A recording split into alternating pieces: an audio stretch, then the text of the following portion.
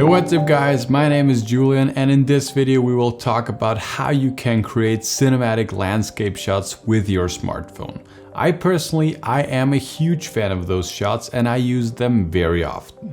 Shots like this are perfectly for introducing a new location, showing off a hiking trail, or showing off your holiday destination and many more scenarios. Well, and all you need to create shots like this is a phone and a gimbal. And talking about gear, I am using an iPhone 11 Pro and a DJI Osmo Mobile 3.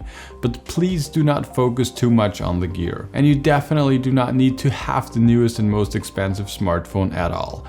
But you will need to have a gimbal, because without a gimbal you won't be able to get those super smooth looking moving shots. But you could still get some very nice looking static shots, which some people even prefer. But more about that topic in another video. But now let's start with my top tips for getting those cinematic landscape shots. The first tip I have for you is to get the proper balance on your gimbal. I often see motorized gimbal footage that is just looking very robotic and jerky. And most of the time this is because the balance of the gimbal is incorrect.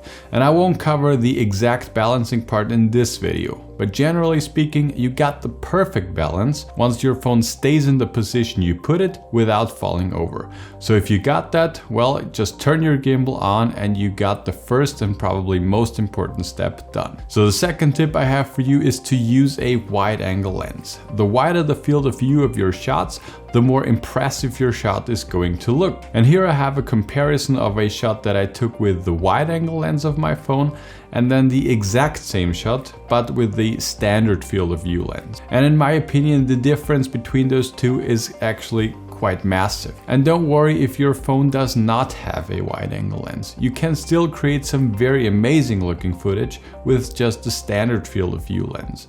But if you want to get that wide angle view, you can also buy an add-on lens for your current phone. So you do not have to run and buy a new phone just to be able to create those shots. And you can find a few options by just searching on Amazon. But if you want to get the absolute best quality possible, I would recommend buying the add-on lenses from Moment Pro. And I'm not sponsored by them or anything, I just like their products. And if you have a phone that has a wide angle lens built in, well then, lucky you.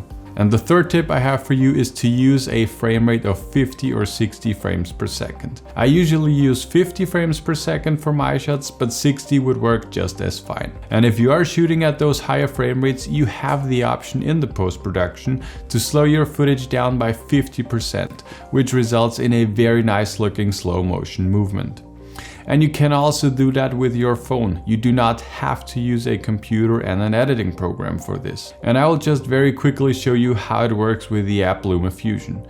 Well, just import your footage, double tap on the clip, click on speed and reverse and just slide the speed to 50%. Well, and that's it.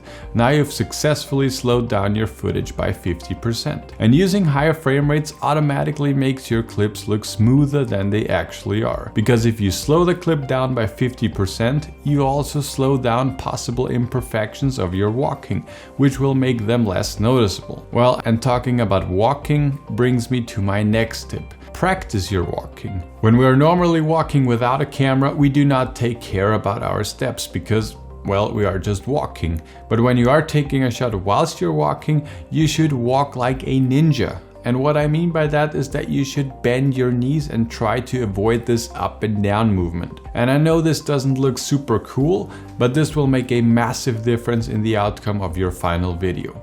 In my opinion, having a gimbal shot with this up and down movement looks very amateur. So just this tip alone will massively increase your production quality. And the fifth tip I have for you is to use Foreground. So now that you know how to get smooth shots, it's time to work on the composition of your shots. And a thing that I like to do when creating those shots is to walk past something. Because if you have something in the foreground and walk towards it or even past it, the viewer will be able to see the movement that you are creating way better. And this will also make your clip look a little more three-dimensional, which is very good. And the next tip I have for you is lighting or the time of day that you are shooting. And in my opinion, the absolute best way to shoot outdoors is during golden hour, which you have twice a day, just after sunset and just before sunrise. And during this time you have a sun that is super low down and super orange and has some vibrant colors. I personally love to shoot in this lighting, and this is also what is used in a ton of commercials. But I of course know that it is not always possible, and it definitely also depends on the location that you are in. Some locations also look better during the day. When it comes to filmmaking, it is always important that you are just creative and flexible and that you try out a few things. There are no definite rules that you absolutely have to follow no matter what. And if you know the rules, you can of course break them on purpose. Well, and the last tip that I have for you is to be intentional with your movements. And what I mean by that is that you should not just walk in any weird way just because you can and you know that it will look smooth anyway. Because the truth is, well, your shot might look smooth, but it won't be cinematic. So just be intentional with your movements. But I won't cover gimbal movements in detail in this video because I have a separate video about this topic in the course where I only talk about this topic and where I give you my top 5 gimbal movements that I like to use. Well, but that's basically it for my top tips to shooting cinematic landscape videos with your phone.